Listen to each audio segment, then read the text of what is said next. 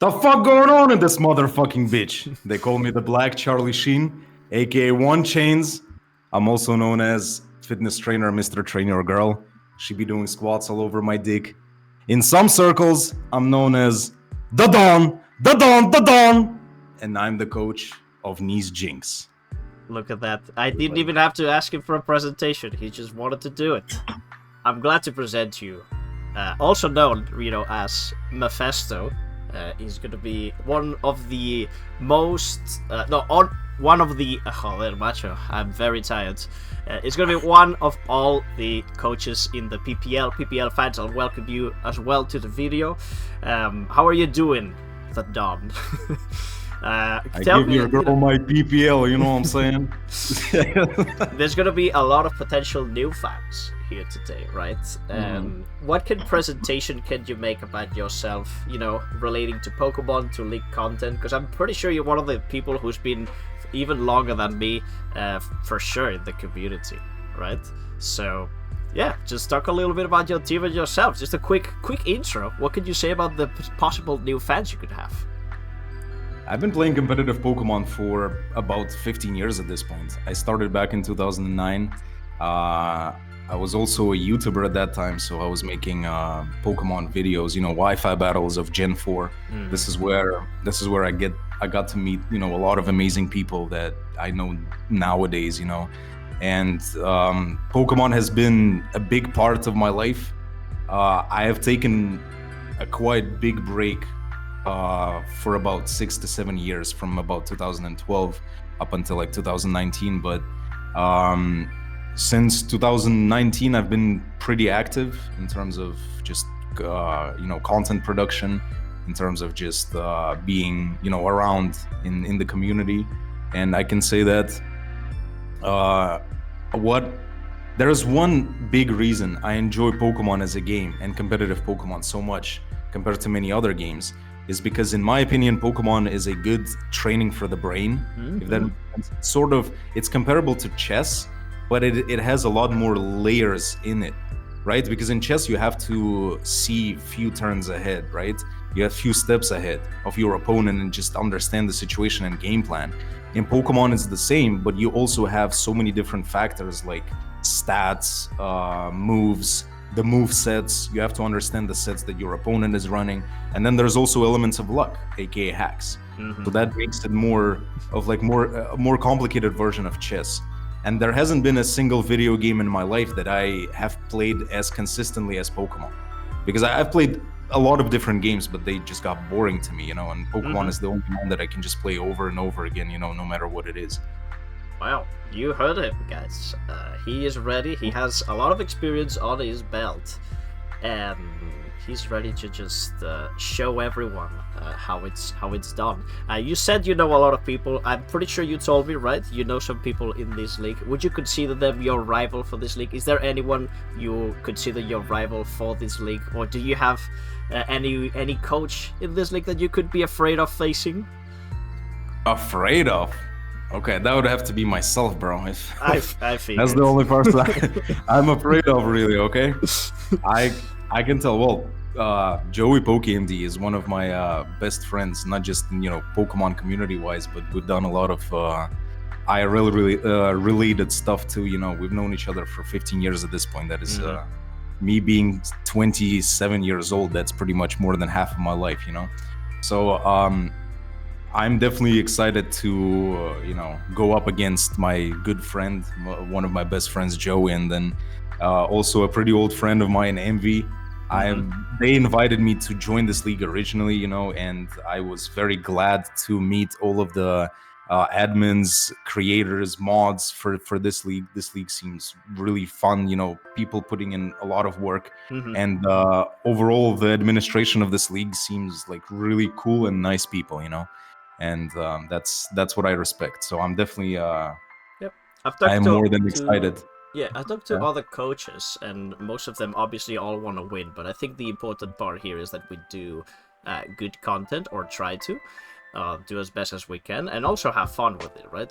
In the end, most people around here is trying to make content and entertaining stuff for the people. In leagues, if you just go for the win, right? Try to get as competitive as possible. There's gonna be a lot of leagues that has happened in the past that have lost a little bit of that, flavor, right?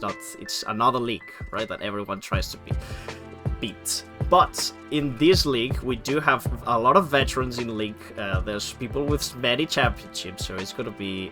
I think this league is gonna be amazing. It's one of the best leagues in Gen 9 so far for me. So I am very excited as a viewer to see. That's great to hear. I mean, I'll be honest with you, bro. I'll be honest with you. The main reason I'm doing this is for content. The draft league content. I've been having an insane amount of fun. Not just doing showdown lives, but actually producing like draft content videos. This is my second ever draft league. Before this I've only been part of one draft league that just recently ended, and that was my first experience, and I realized that it's a lot of fun. There's a lot of potential for cool content. Yep. At the end of the day, that is what is most important to me, but obviously the more, how to put it better, winning is good content too, right? Like the further I can go in the league, the better it is content wise as well, so we're gonna be trying to keep a fine balance between fun, cool, exciting content and also really good gameplay wise, Yep, totally agree. I think have that equilibrium would be the best for everyone involved. All right, let's talk about mods, right? I know the draft has started. I had a peek at the drafts as well. I don't know if this video will go before or not the drafting, but in any case, let's say that what mon, right, would you be excited to have yourself, and what one would you be are you incredibly to face in this league that any of the coaches has or that can potentially have? So we can't talk about the Pokemon we have already drafted, right? Or some other people have drafted, or what is it? Or maybe just a little sneak peek. I can tell you one thing, is that personally, people are gonna start saying that, I just don't have enough experience in draft formats and all that stuff. But at the end of the day, bro, I've been playing the Smogon format for 15 years. Like I do have some knowledge, okay? In my personal opinion, I think that this league should have followed most of the Smogon bans. Even though there is no like open terrestrialization, I still think some of the higher tier Pokemon could be way too overwhelming. Because at the end of the day, draft squads, half of those squads consist of Pokemon that are like RU and lower tier-wise, So we're talking about gigantic threats that are banned in Smogon metagame going up against Pokemon with 400 base stat total and stuff. And I'm talking about specifically about some demons like Chi-Yu, Iron Bundle, all of them motherfuckers, right? Yeah, so I personally wanted those things to get banned. There is a few Pokemon that got banned that I'm happy about. Like I know that Palafin is banned, Spectre, and Magirna I'm pretty sure is banned too. Lando I, of course, like I would be I would be very much surprised if it didn't. But I would have preferred a few more bans potentially, but since some of the demons didn't get banned, I decided to get them on my team. I had to recruit them quick. Then why we gotta abuse the system? Then in this case, right? If they set the rules like this, then I'm just gonna go ahead and obey the rules and be one of those abusers. So I'm very excited to. I'm not gonna say which ones. There's a lot of broken stuff. There's stuff like Esparthra that is not banned. I know that Esparthra without Terra is not as overwhelming, but it's still really good. It's how can a Pokemon with speed boost and stored power and just overall, not be good? So I have a lot of demons on my team, and I'm very excited to use that and very excited to see how it goes, Oh yeah, I actually one of the teams that I saw a sneak peek and basically made me a little shit myself if I was playing. Is your team. I just saw your first two picks and I was like, oh my, oof. Okay, oof. I don't know how you prepare for that, but let's see, Let's see. Yeah, of course. I mean, and in relating to the bans, I don't know, how everything will work. If you think about it, most of the things that you said that are banned in this league are known threats, right, during the history of metagames in past generations. But most of the new ones, since they're pretty much unexplored territory in the League meta, I think they wanted to give it a try at least to begin with. If it's problematic, well, we'll all learn it. I think that's the idea, I suppose. I don't even know. I just made that up, but I think they're going for this. No, I can see that. I can definitely see that. But I'm happy that there is like a few really good bans like Palafin, for example. We've seen from previous even draft leagues already in Gen 9 that Palafin is just a little bit too overwhelming even without terrestrialization, you know. But what I'm saying is that I'm pretty happy with the bans that currently happened, but I feel like there should have been potentially a few more bans, you know, including stuff like Annihilate. You could say that without Terra it's not that great, but it's still a giant threat. It's a really bulky Pokemon. If you pair it with screens, you know, it's just really easy. So a lot of stuff that in my opinion should have been banned is not. But at the same time, if you think about it, there's 14 people in this league.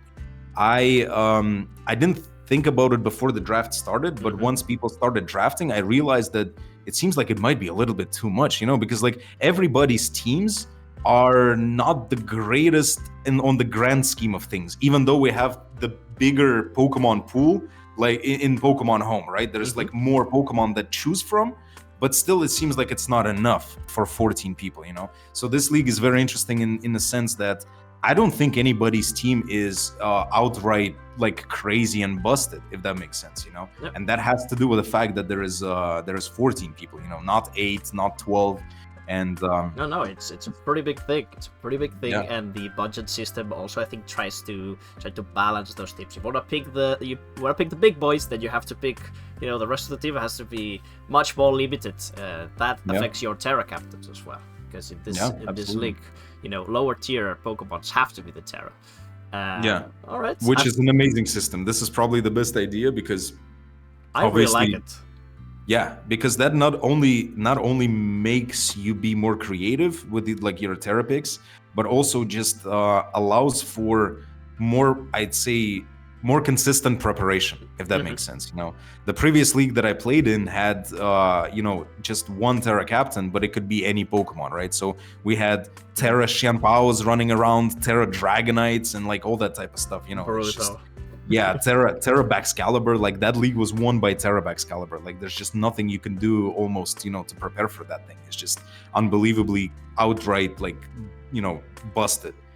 So this having lower tier Pokemon Terra and not have all these giant threats Terra actually makes it a really interesting dynamic. I want to see how it goes. I still don't know how it could pan out, especially because you can potentially get up to 3 Terra captains, which is really clean. I like that a lot, because then you can you know, not just one mon, right? There's 3 of them, so more potential for different preps, more mind games to do. Is it gonna bring this Terra or another? And also we get to see lower tier mods. As a lower tier fan myself, you know, I love seeing these little guys do stuff. So I do want to see them. I want to see them. And the biggest thing is that you can bring all the 3, for example, Terras to one game, and then as the game goes on and how it develops, you choose which Pokemon to Terra, which also adds more layers to, you know, strategy, planning, and all that stuff. You know, so it's just really nice, this idea. I think this is going to be a very, very fun league for the viewer, I hope. Yeah. Just one last thing, you know, talk about these potential new fans, the old fans you may have. Is there any final message you wanna tell them, to the fans of your team? Anything you wanna say to wrap it up a little bit, right? To, you know, final message, what they should be looking forward in your team, you know, and you. Listen, mine.